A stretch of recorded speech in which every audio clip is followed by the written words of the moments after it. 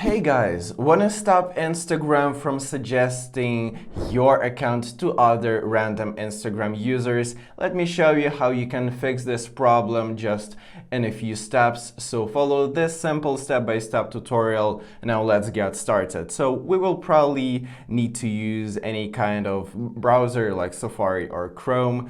Now just open any browser again.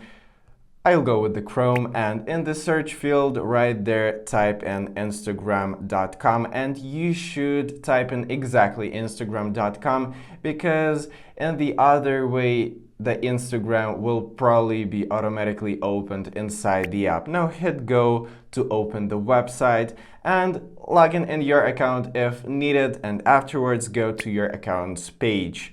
So when there, look for this edit profile option at the top and then just give it a tap, and you will be taken to the settings of your account.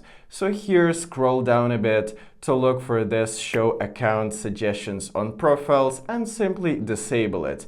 And then to finalize, just click on this submit blue button right there at the bottom, because it is a key factor.